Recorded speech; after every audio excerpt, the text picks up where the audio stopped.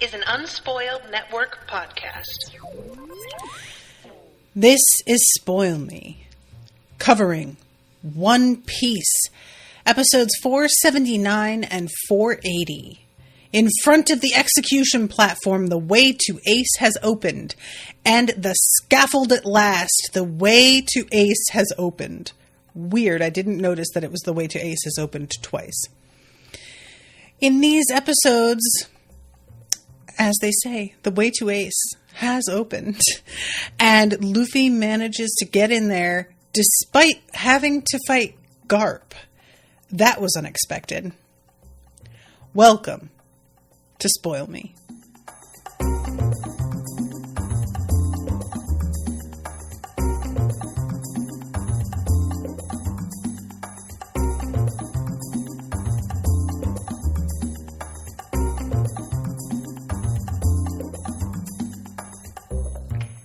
Welcome to the show, everyone. I am Natasha.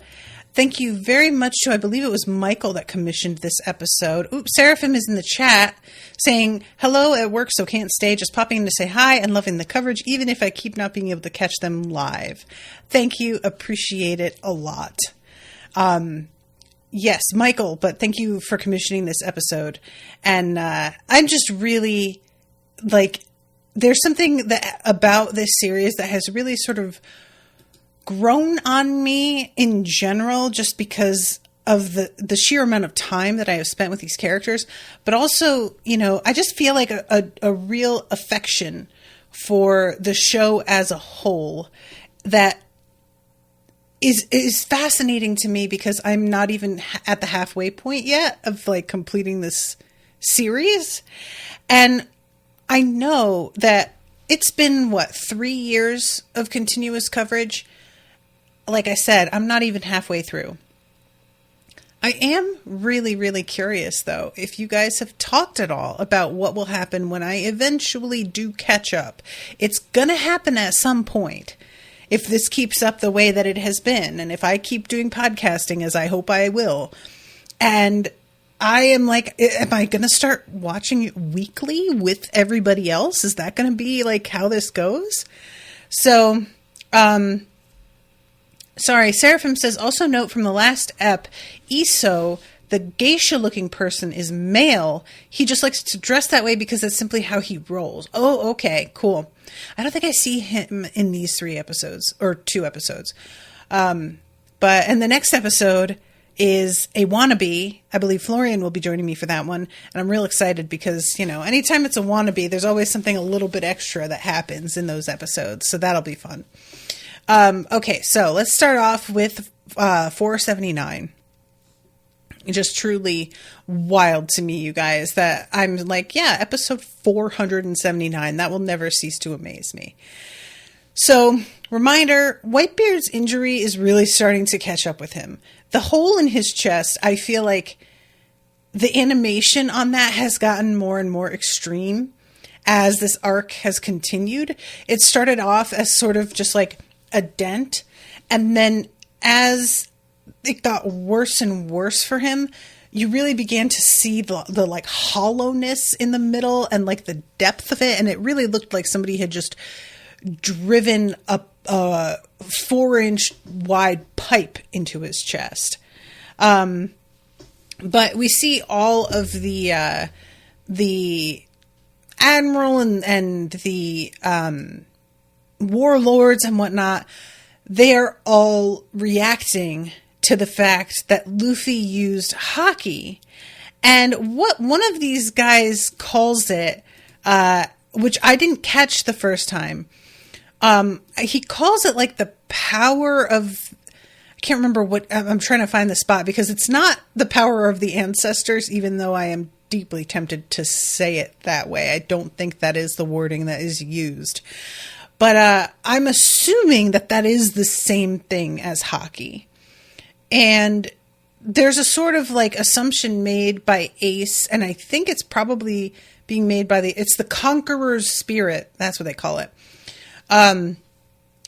But it leads to some of the Marines telling their men to hold back, because we aren't going to be a match for him now that we know he can do this. And Iva, who catches up with Luffy and is like asking him, what the fuck was that? Luffy reacts in very much a like, what was what sort of way. And Iva realizes, oh my God, I think he doesn't even know what he just did, which means we can't rely on him to use it as a weapon again, because he just fully doesn't seem to understand how to use it if he's doing it by accident. And I really appreciated that Iva understood that detail, because I feel like it would be really, really easy for, in a situation like this, people to get it mixed up and think that Luffy did all of that shit on purpose. And they would be real disappointed, I guess, when it turned out that he did not know, in fact, what he was doing, and apparently didn't even notice all of those men collapsing. That's like the particularly weird part to me. And I'm not even saying that it's unrealistic, because frankly, it is in line with Luffy and the fact that he is so focused and single-minded that he wouldn't be registering what was happening around him if it didn't have anything to do with his main goal.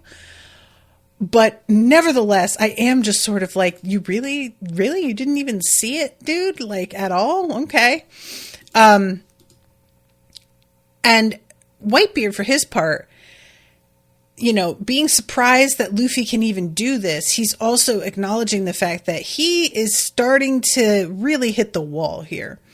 And eventually he hands over, I won't say he hands over command to Luffy, although that is, I think, essentially at the heart of it, what he is doing. But he basically tells them, like, everybody that's here with me, if I go down, back Luffy up. Make sure to, help him out. And the fact that Luffy has used the Conqueror's Spirit, as they call it, means that all of these other people are willing to throw in, because they believe that this kid obviously has some real talents they didn't know about and is going to be a capable leader. And Iva is like, no wonder people follow him. And there's a sort of implication in the way that Iva says this, that not that Luffy is using his powers to convince people. It seems more like there's the fact that he has this ability means that he has such a strong force of personality that he is able to sort of impress people, influence them. There's no surprise that people are drawn to him. And Iva says, the apple doesn't fall far from the tree, does it, dragon? In a way that implies to me that Iva has some dealings with Dragon. I don't get the impression that Iva is judging Luffy by Dragon in a real worrisome way. It feels definitely like they've got some history though, and I don't remember if that's ever been mentioned or not. I don't think it's been mentioned because Luffy and who his father is, that is only very recently more common knowledge. So I think that, or wait, no, doesn't Iva, maybe way back in the prison, Luffy says, oh yeah, that's my dad. And Iva keeps talking and then stops and is like, wait, what? So Iva did know, right? I think that's how that went. Sorry guys, there's just, there's such a long span of time between these episodes that details like this get lost. But I'm pretty confident now that I think about it, that Iva knew. And it came up in conversation because Iva did know Dragon somehow. So, Seraphim says, I've said back and impelled down that he worked for I think it's meant to be Iva, but it just auto-corrected to Ive. Iva said back in Impelled Down that he worked for Dragon and was biding his time in Impelled Down till Drain made his move. I'm pretty sure that's meant to be Dragon as well. Okay, thank you, Seraphim. I really, really appreciate that because I was like, now that I think about it, it came up because it was like a kind of a goofy moment where Iva keeps talking and then stops and is like, "I'm sorry, what did you just fucking say?" But okay, so we have again this moment of fucking Whitebeard. So everybody is running. We have all of the Marines in the field, and when Whitebeard, like, he sort of seems to punch the air. It's sort of unclear to me exactly what he does here, but he knocks all of these Marines down. Even Iva and Luffy, that are over, like, quite far away at this point, sort of stop and look like, what the hell was that? And Whitebeard just, like, is mocking these dudes and is like, "You're afraid of a kid and an old man? Y'all were so goddamn cocky, and now where the hell is your fire," as he puts it. And he once again does the punch the air routine. And I just really keep forgetting how much physically larger Whitebeard is than all of these Marines. Like, when we see the camera, so to speak, from behind them, and he's towering over them, my immediate reaction to that is like, that's the trick of angles. That's not really how big he is, right? That it just looks like he's that big because of, what do they call that? Like the line of perception. This is something that I remember learning in art class, and you would think that I would remember any of it, but it's basically the trick that they use when filming a lot of Lord of the Rings in order to make the hobbits look a lot shorter than Gandalf. They would just angle the cameras in a certain way, and it's supposed to give the impression of somebody being much taller. And I keep sort of thinking that's what's going on, and having to be reminded with different angles that, like, oh, no, that's actually his size. He's genuinely like twice, 3 times in some cases the size of a regular dude. And actually the person, Iso does show up here. He was just there and was just like, "All right, everybody, let's go." 'Cause Whitebeard's like, "Just try it. Come on. Who's going to go?" And Iso says, "Don't let a single Marine lay a hand on him." And they all cheer, and they're just like, "Yep, we've got your back." Meanwhile, the admirals and whatnot are like telling the Marines, "Don't be intimidated." And I'm like, I mean, I get that you have to say that, but also just telling people not to be intimidated of a man who's 3 times their size and seems effectively immortal, that doesn't feel like the greatest way to handle their lack of faith. I really feel like probably you've got to add a little reason why they shouldn't be intimidated, because as it stands at the moment, it really seems like they kind of should be intimidated, actually. But anyway, so then we have like these 2, I don't know what rank they are, but there's one guy whose name is Doberman, and then later on we see a dude who is Dalmatian, I think. And I don't know if there are other like dog breed names that crop up, but those are the 2 that caught my attention. And they're leading men, and of course we have again the like explosion punch basically of Whitebeard. Like, just, he uses this a lot, and it seems to really be taking it out of him. He's like saying, "Oh man, now they're finally starting to pull it together." Like, it's interesting to me that the Marines are kind of getting a handle on the situation the closer and further in they get. It does make sense though, like when you've got the enemy sort of all bottlenecked in one spot, I think it really logically works that they would be able to control the situation a little bit better. So Ace, again, has this moment as he's watching it. We have like the flashback to him saying, how am I supposed to feel? Like they're all risking their lives, but I want to live. And the Whitebeard, they tell him to like not to push it, and he stops and he yells, listen to me. There's a new plan. I'm either going to live or I'm going to die. So back up, Straw Hat, with everything you've got. And I just love, there's a new plan. Either I'm going to live or I'm going to die. And I'm like, I feel like that's sort of the original plan. Like, maybe your original plan was going to be, I'm going to live only. And so now you're opening it up to like, there's perhaps the chance that I may die. But it really did feel to me like, yeah, that's the same plan though. So, oh my God, exactly. Seraphim says, some of you may die, but that's a sacrifice I'm willing to make. Exactly.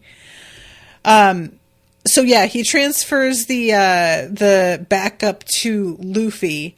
And of course, this shifts a lot of the attention onto Luffy as well, which I kind of felt like, Whitebeard, maybe you should have just held back a little bit so that everybody's attention didn't immediately go to Luffy and you could let him sort of get in under the radar. But probably Luffy being under the radar is a foregone conclusion at this point. So then we have, let's see, Doma up against Vice Admiral Momonga. So it seems like a lot of these guys are Vice Admirals. I don't know how many Vice Admirals there are. You know, there's like a real thing, and I don't know how many folks have run into this, but there's been a few places I've worked where like everybody and their mother is vice president of some like particular, you know what I mean? Like department or something. And it just stops having real meaning because they are handing that title out so often. And I'm sort of feeling like maybe that's either I have a misunderstanding about what being a vice admiral is. And frankly, that's a lot more likely. Or it's not as big a deal as I would have thought. So, okay, the fucking Dalmatian has to go up against these two dudes who are like, I think he calls them the DeKalvin brothers, but they have like cat hands and they each have one eye that's like closed. I'm assuming that eye is missing. And the Jolly Rogers on their hats are two skulls. So I don't know what these guys' deal are, but it's really fun because this like montage, then Doberman up against Thunder Lord McGuy, who truly, that whole name and this guy's entire look, it is so fucking funny. And Luffy, like, we go back to him and all of a sudden he's got a whole crowd of people running behind him that he, you know, it seems like he's almost unaware that they're there. And I would probably hazard a guess that that's actually literally correct. But they're running up and Luffy's like just saying, who are you guys, over his shoulder. And they're like, there's no need to worry about that at this point. Just like, trust us that we are with Whitebeard. You need to slip past the admirals and move in. And you've got to wait for your opening.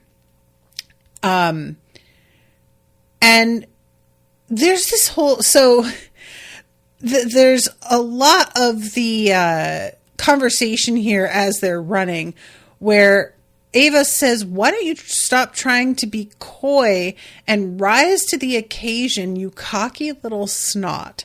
And I wasn't really sure what Iva was like implying with Luffy.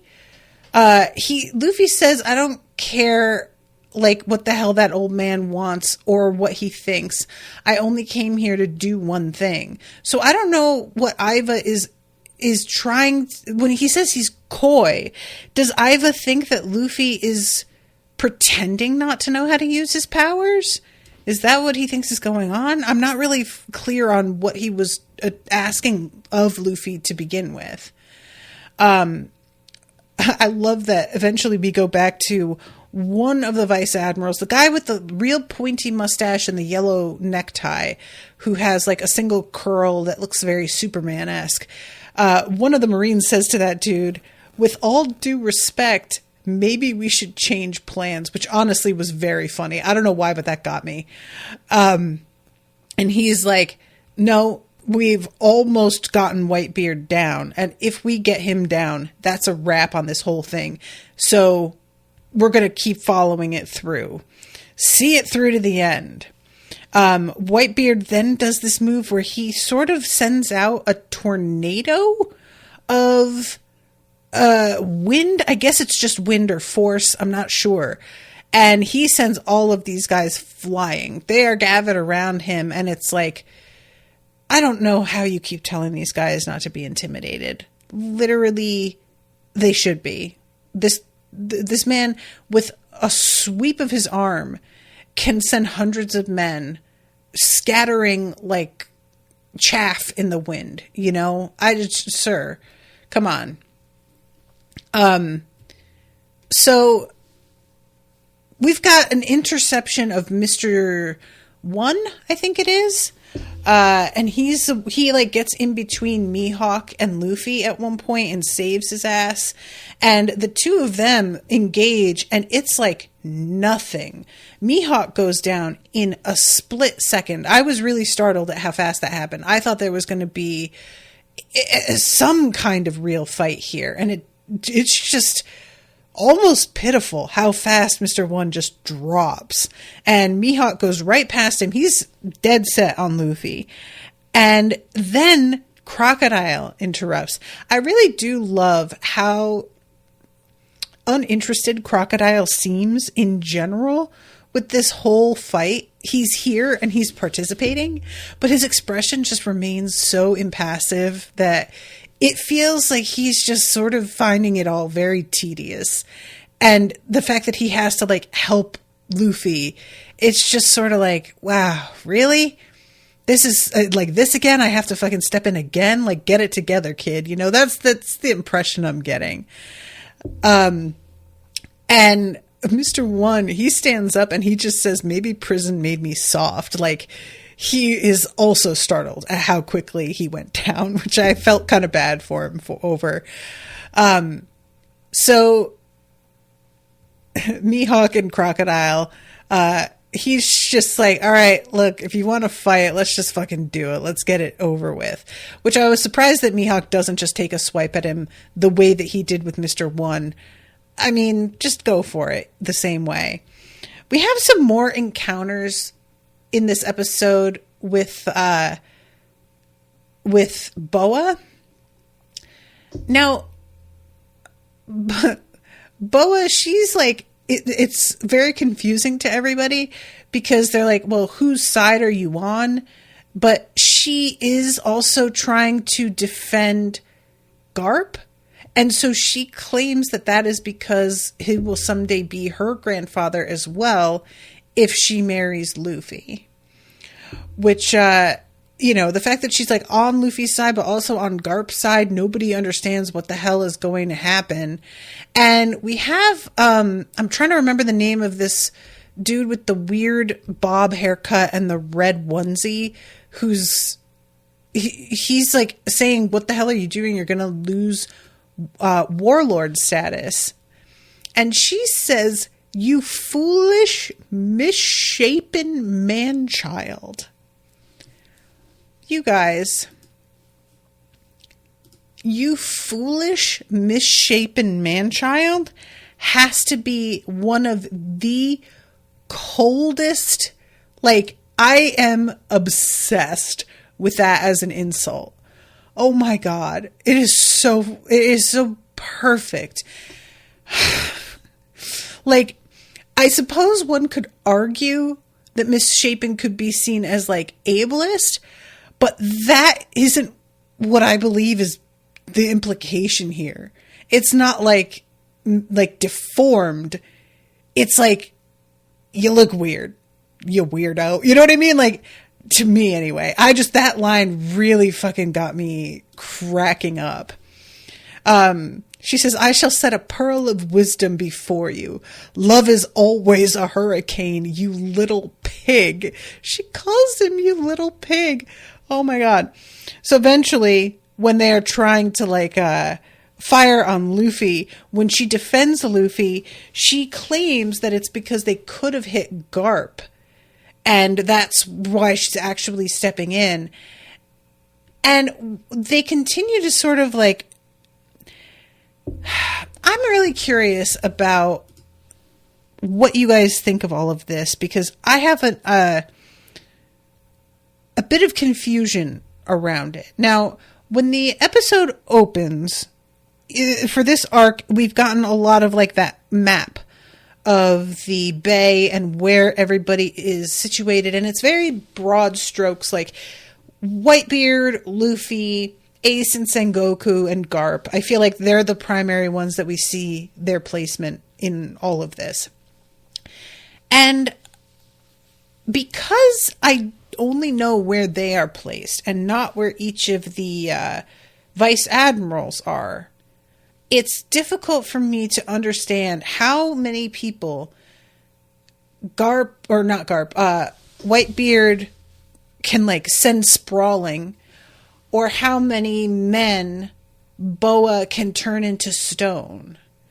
And that doesn't actually kill almost the whole army or all the... You know what I'm saying? Like, it just keeps looking like whatever they have done has affected a massive crowd. But then other dudes just show up, and are there still men who have been turned into stone cluttering the battlefield? Like, we're operating with a very limited amount of space here. And so when dudes go flying like that, but then we sort of move to a lot of them like eventually standing up and coming back, I just keep being like, how many times has it been this group of dudes that goes flying? How many have they gone from turn to stone back to themselves? And now it's just happened to them yet again. It just feels like the battlefield can't be big enough for all of them to have the effect that they're having on the size groups that it looks like they're having that effect on, without eventually the Marines being genuinely straight up wiped out. So I don't know. I feel like I would like to know a little bit more specifically on the ground where each of the vice admirals is, and just how much of a diameter, or what would be circumference, their powers affects around them. Because I feel like I see it as a much bigger effect than it actually is. Since there's always seem to be more Marines to replace them. There are a ton of vice admirals, since it's the highest rank you can realistically get, since there are only ever 3 admirals at a time. That is an odd dub translation. I think the more original line was Iva telling Luffy this was his chance to show what he's got to some of the strongest people on the planet. Okay. I love that Croc's main motivation right now is just pure fuck the police spite. Sentomaro, thank you, is the one with the bob haircut. Sentomaro is such a strange character. I feel like I don't have a good grasp on him at all. And I'm just sort of like, what are you doing here? He feels very superfluous to me. I just noticed that Buggy has the hat that says Marine, but he's just crossed it out. Oh my God. And he is really cranky at the fact that there isn't a transmission happening of what's going on here, because he feels like he's doing an amazing job. And he's like, well, I can't believe they're all missing it. I should be the one they're looking at. And everyone's all focused on the fucking straw hats. And he says to one of his men, like, give me the snail. And the snail is frozen. So he's like, all right, we'll just dunk it in that magma water and it'll melt it off. And he does. But then when the snail comes back, he's really wilted and sad looking. And it turns out I had forgotten about how, like, a slug and salt, like, that's literally how you kill a slug. You guys, I felt so bad for this little snail. I really did. And eventually Buggy tries to, like, sweet talk it.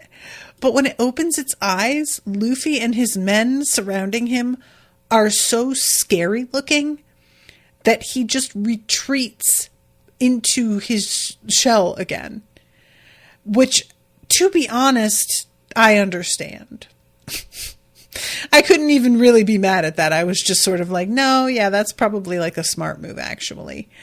But yeah, this whole thing is, I'm hoping, gonna lead to the distribution of whatever it is the Marines were trying to hide, because there's no, what do you call it? Because they have turned the transmission off. Because they didn't want the people to see what they were up to. And I'm just really hoping that maybe Buggy will inadvertently show them all how, like, what's going on here for real, and people will begin to turn on the Marines a little bit, because they'll realize, like, how low these guys are actually willing to go. I don't know. We'll see. But, all right. So we go back to Luffy here. Again, dudes are firing cannons and shit at them, and it's like having absolutely no effect. Now, I'm going to tell you guys this, and I'm going to be really honest. I think this arc is way too long at this point. I'm still engaged. I'm still invested. And I am enjoying seeing all of these players on the board now, these new people. But I really feel that because we have so many repeat attacks that seem to do a ton of damage and then everybody's fine, and it's over and over and over and over for weeks of coverage, the actual fight has lost a lot of meaning. I understand about not wanting to kill any main characters. I understand about needing things to be drawn out for reasons, but this is reaching a point where it feels like we're not making any progress at all. The only signal that we are is Luffy getting closer and closer to Ace, and that is it just feels like all of the other things are sort of a distraction from that. And it's less and less believable to me that he is making so little progress with the number of the amount of destruction that seems to be getting done. And I know that pacing for this show is an overall issue, and that this very well was probably dragged out on purpose, but I have reached a point where I, as a viewer, find myself sort of spacing out, because there is so much action, throwing things, doing magic, throwing things again, shooting things, magic, throwing more things, that I sort of what's going on washes over me, and I don't catch the details, and I am having to rewind a lot, because, and it's not even like I'm on my phone or anything. It's that I feel like most of these episodes, it feels like I saw this episode already. Do you know what I'm saying? So it's just been a little bit tough coverage-wise, because I feel like I'm trying to keep track of all of these different characters whose significance I'm not even sure of. I'm not sure how much it matters if I remember certain names. And it's felt like mostly a kind of character pop quiz. But in terms of the plot, the only real major developments were finding out who Ace's father was, and the relationship between him and Whitebeard, and why Whitebeard is here so committed to saving Ace, and everybody finding out who Luffy's father was. And otherwise, it's just really unnecessary, a lot of this. So I'm hoping that because the next episode is going to be wannabe, that means we're going to have a change to this routine soon, because it just really, they can't keep going on like this. It's just too much of the same thing over and over again. And I really believe we're seeing actual repeat animation as well. I have to assume that's part of the drawing things out, is you have the fights go on, and you reuse some of the footage of people clashing with each other, because that would be economically the wise thing to do. That's my assumption. But because also, like, you know, the amount of times that Whitebeard sends Marines flying, and the animation of that, I feel like has to be, we've seen it like 60 times now, you know? So when he does this stuff, it fails to hit the way that it did, because there's always just more of them coming. And apparently making them go flying doesn't actually really accomplish anything, since they just get back up and come back at him again. At this point, Jinbei comes in and you know, gets in between Whitebeard and some of these Marines. And Whitebeard is like, I thought I told you to go back up Luffy. And I really enjoy Jinbei being like, do I look like one of your fucking men? No, I don't. And I'm not. Which means I don't have to listen to a fucking thing you say. Basically, he's like, you're not my real dad. And I appreciate that Whitebeard isn't even irritated. He's just like, well, all right then. Like, there's a sort of vibe for me of like, he just really actually wanted to be self-sacrificing, but once he realizes this guy is going to help no matter what, he's like, all right, well, I mean, I want your help, don't get me wrong, so okay. So Luffy, he begins to really approach that gate where the I'm assuming behind that gate is the stairs to the platform where Ace is being kept. And Iva is like watching him go and talking about how, like, I really hope that, you know, he's going to make it. And Inazuma pops out of Iva's hair. Y'all did not see this coming. And I don't know if we saw Inazuma hide way before the hand, but like, if we did, I straight up forgot that shit.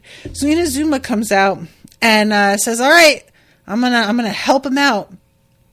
And he uses his wild ability that I really do enjoy a lot to create a walkway for Luffy up to the platform.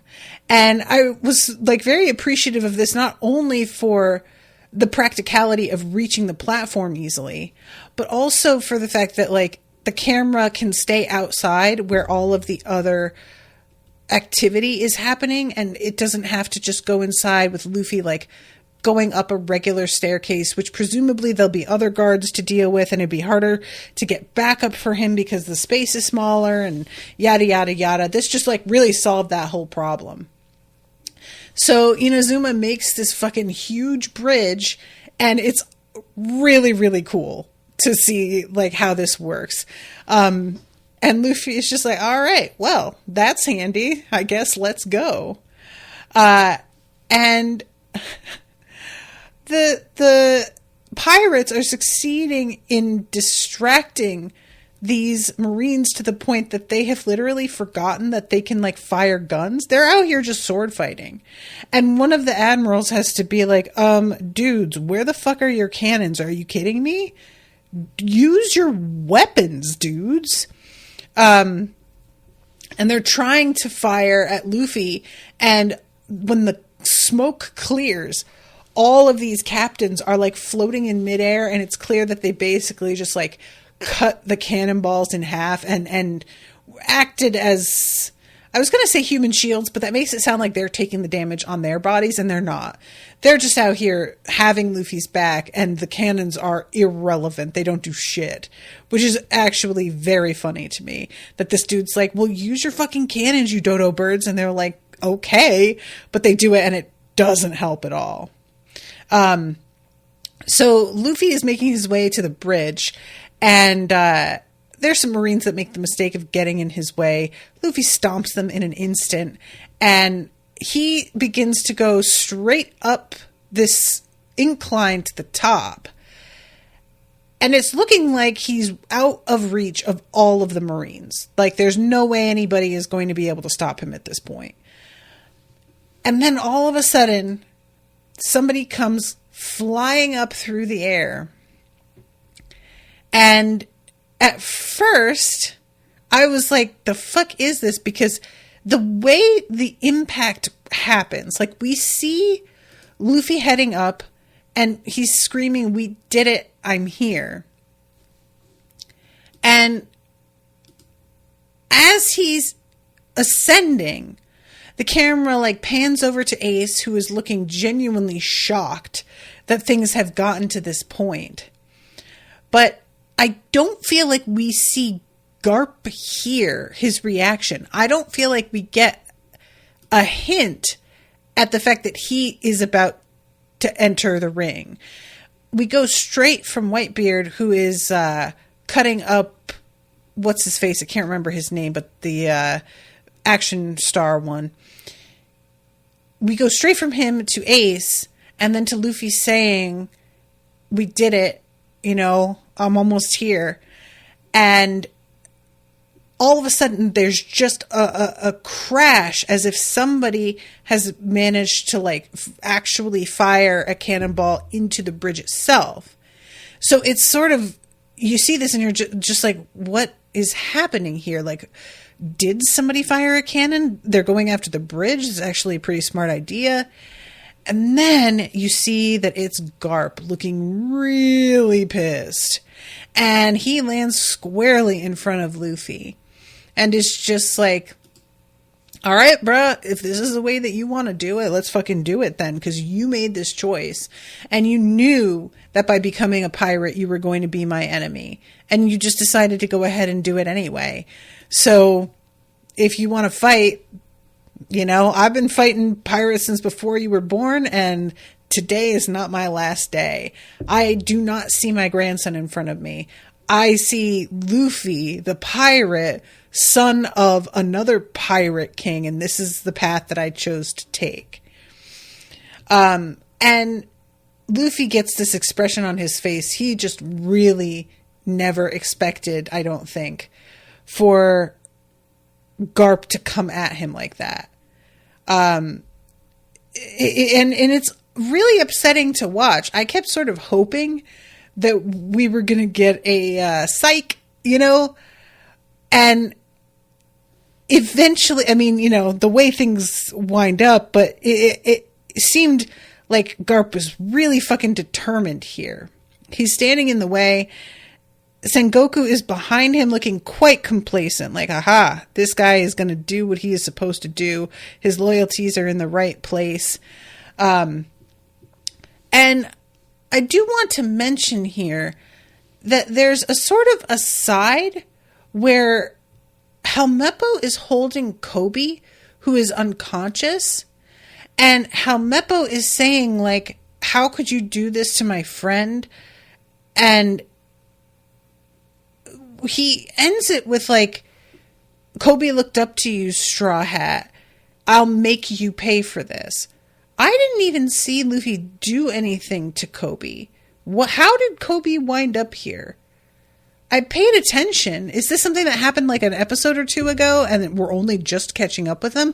The decision to include Kobe in this battle, and Helmeppo too, while we're at it, is weird.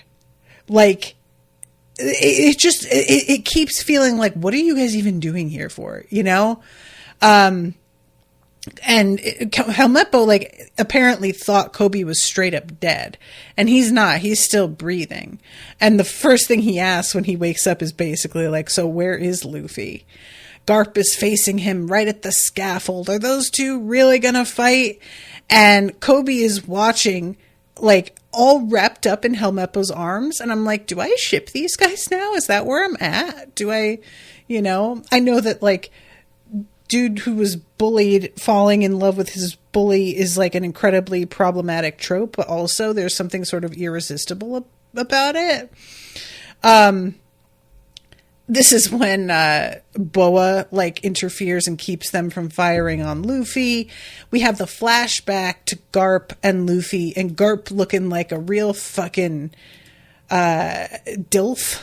He's got dark hair with the silver like just starting at the temples, and he's in the woods watching Luffy fight a bunch of monkeys, which is apparently part of Luffy's training. And Luffy is like getting his ass whooped, ass handed to him.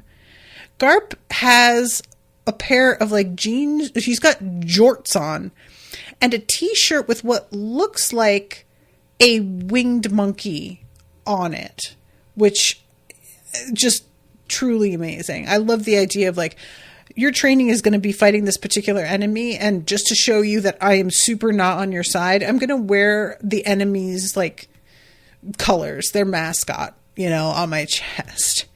And Luffy's like, why are we doing this? And he says, it's your training. And he just says, training sucks. And I was like, yeah, you are correct. And these monkeys are into it. They really seem to be enjoying this. This is not like beating up on these poor monkeys. The monkeys are just like, awesome, we're about to fight. I'm into it. And of course, we get yet again Garp saying, you're going to become a strong Marine. You need this training. And Luffy saying, I'm not going to be a Marine. I'm going to be a pirate. And Garp punches him in the head because we just have no problem with child abuse in cartoons, like at least for a long period in our media. It really was fine with us. So Luffy, like, he keeps trying to use his gum powers, but he is not in control of them yet. So there's a point where he just gets like caught up in a tree and is dangling there. And I love Garp. He just says, you're killing me, kiddo, which I thought was pretty funny. And Luffy says, you know what? I decided I'm not going to be a pirate. I'm going to be something way cooler than a pirate. I'll be king of the pirates. And of course, when he says he wasn't going to be a pirate, Garp got all excited. But when he says that, then Garp says, this is Shanks' influence, isn't it? And I was wondering if he'd like did something in retaliation to Shanks at some point. Maybe he just kept them apart. But yeah, Garp then says the only way I'll be a pirate is if I'm 6 feet under. And of course, we see again him kicking Luffy and Luffy going flying through the air. It's just a weird, like, we don't need this. We already know Garp was not here for Luffy, like, becoming a pirate. Like, we know all of this. The only thing that we didn't know was the training with the monkeys. That's it. And we just didn't really need it. So we see him carrying Luffy home, all banged up and injured and whatnot. And he's just like, I just want you to know that I am not hard on you because I don't like you. I think that he's saying all of this out loud because he thinks that Luffy's asleep. But he's like, you probably think that I hate you because of how I'm rough with you all the time. And I can't blame you for thinking that, but it's just not what it is. I don't just want you to be a Navy guy because I need you to follow in my footsteps. Like, it's not an ego thing. I want you to have the strength to do what is right. That's the main thing. My one and only wish. And I appreciate that. I wish that he would not beat this child who wants to be a pirate. But I can appreciate being like, it's like the Navy is whatever. It's just that I don't want you to be a bad dude. And he tells Luffy also, I swiped some meat from the Navy because they owe me a favor. And probably will think pirates stole it anyway. And I was just like, oh boy. It's really, the cops just being like, oh yeah, I stole some evidence. They'll probably think that one of the convicts did it and he'll get slammed for it instead. Fucking pigs. So yeah, Luffy is coming for Garp, and Garp is just saying, you have to hit me, you have to take me down, or else you're not getting past me.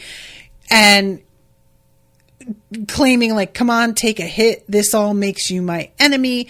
He eventually like sort of stomps in such a way that it seems like he breaks through part of the bridge at one point. But then there's another view where it looks like the bridge is whole. And I'm not really sure whether it was supposed to have been that he broke it or not. But yeah, he winds up and Luffy winds up using his gear 2, I think it is. And they make eye contact. And that really seems to be like sort of the undoing of Garp. He can't get it out of his head, the image of him with these two as children. And there's a really cute, like almost watercolor looking of the three of them together. I was like, that would make a pretty good like background for a desktop. And at the last second, Garp pulls his punch. I really believe Garp had been sincere about like, I'm going to come at you with everything I've got and you actually have to beat me.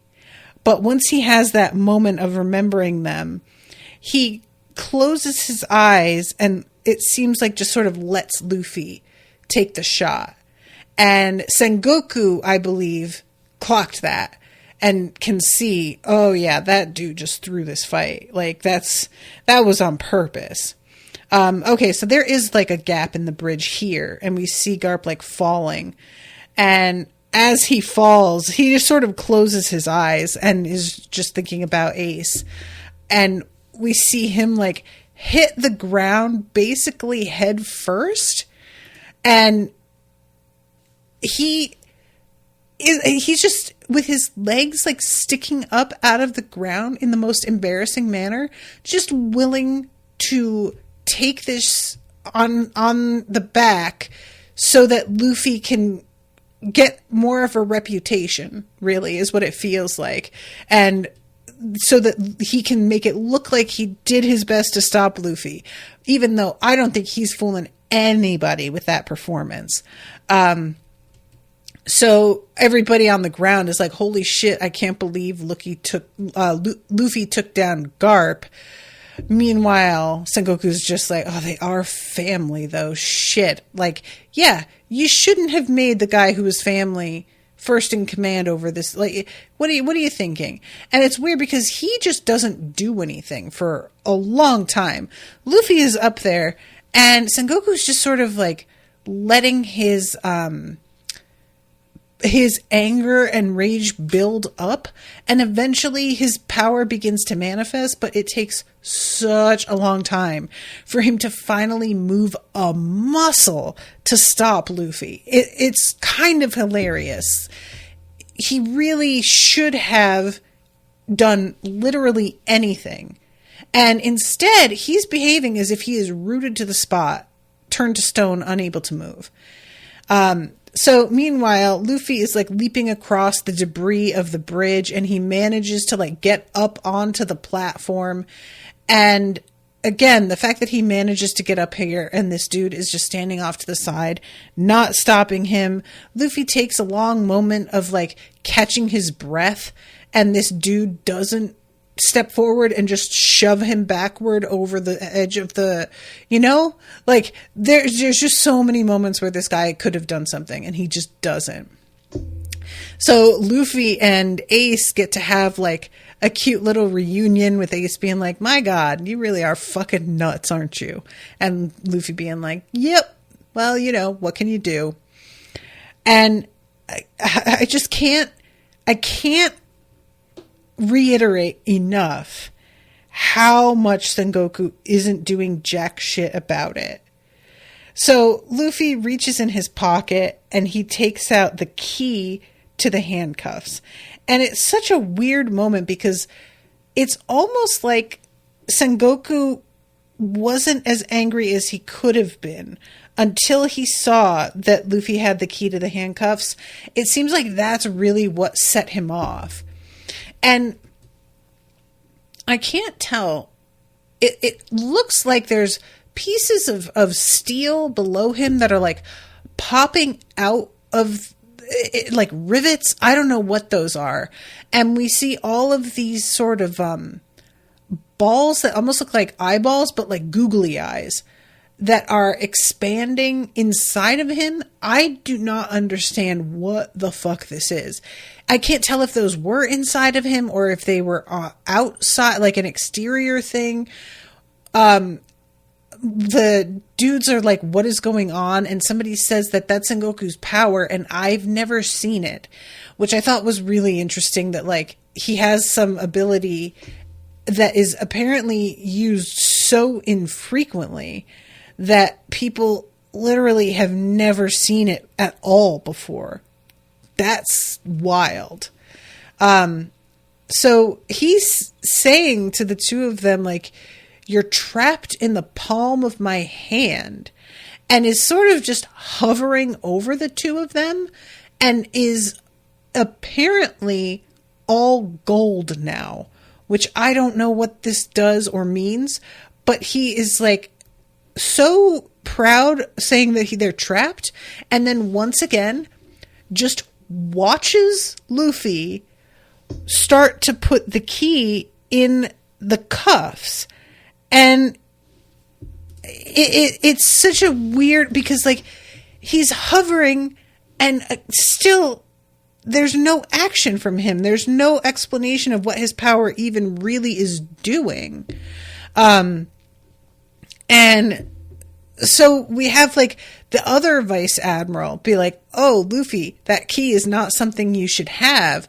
Let me take care of that. And he's the one who zaps it with what do you call it? Laser. And breaks the key in half so that it is not usable. This dude is standing right here, using his power, and yet he can't just like come on over and wrestle Luffy for the key and just like physically stop him? What is going on? What is this? He's like, you've dug your own grave, and it's supposed to be all intimidating, and I'm genuinely like, how am I supposed to be intimidated? You aren't doing anything, dude. He finally says, I'll execute you both right here with my own bare hands. And he's standing over them doing nothing, as Mr. 3, who it turns out was like, had taken the place of one of the soldiers that was supposed to perform the execution, wakes up and he finds the key on the ground. And all of this like is happening in front of our big bad dude who is allegedly intent on killing them, as he begins to take the slowest punch ever seen on planet Earth. And as he does this, Luffy blows himself up doing his like gum gum balloon. Mr. 3 makes a wall over himself and Ace to stop them. And Sengoku is like watching Luffy, saying to himself like, what is he doing? And the punch, despite the fact that Luffy like puffs out, it is still powerful enough that Luffy has some blood come out of his mouth, and then the entire scaffold underneath them breaks into pieces, and they just begin to fall through the air. And Mr. 3, in true OG fashion, manages in midair to make a wax replica of the key and get Ace out of the cuffs. It's so funny because he's like falling and trying to make the key, and he keeps making all of these other random shapes, which I did think was actually kind of funny.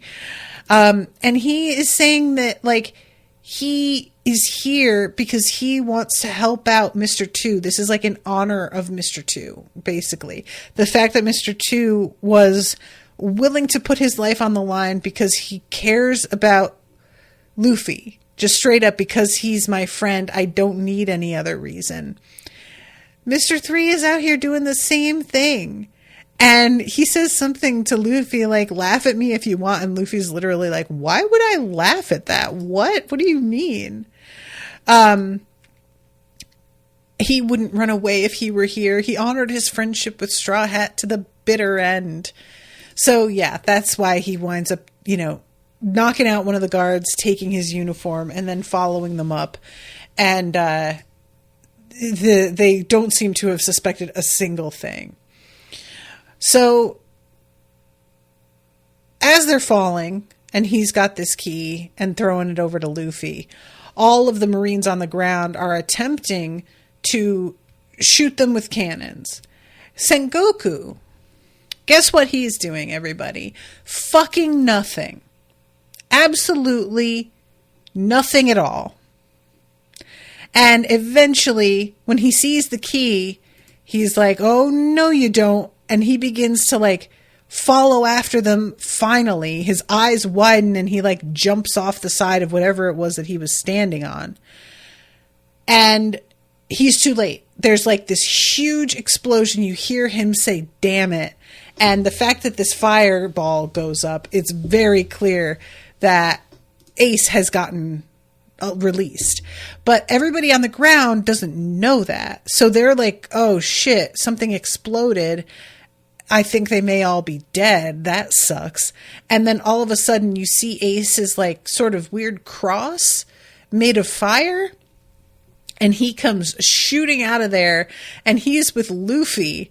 And the two of them are like, he says, like, you had to go run off and do something crazy. And he grabs him and they're in the middle of the flames. And I'm thinking to myself, I know that Ace is impervious to those, but like Luffy and Mr. 3 are not. Mr. 3, if anything, being like a wax power is really quite at the mercy of flames and heat, I would think.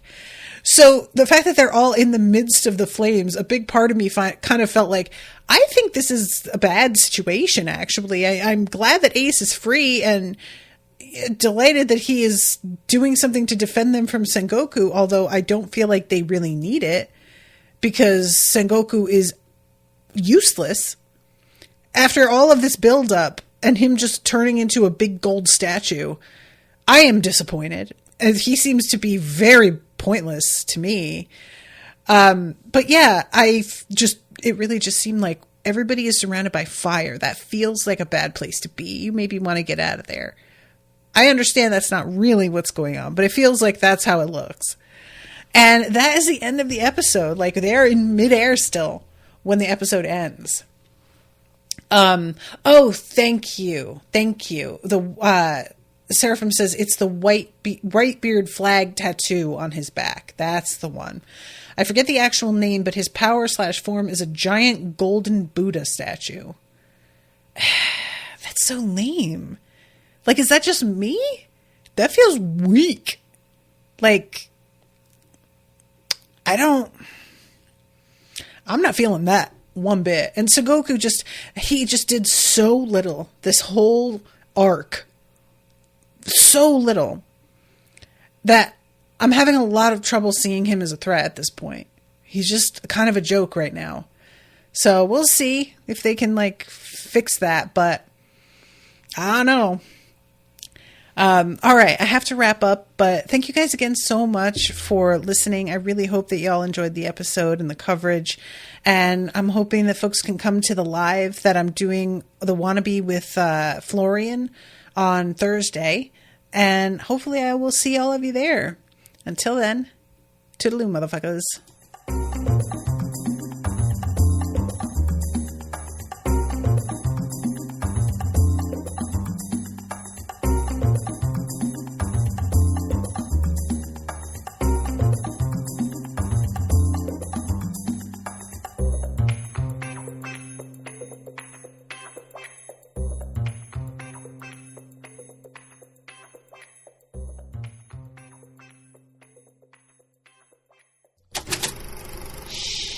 That was an Unspoiled Network podcast.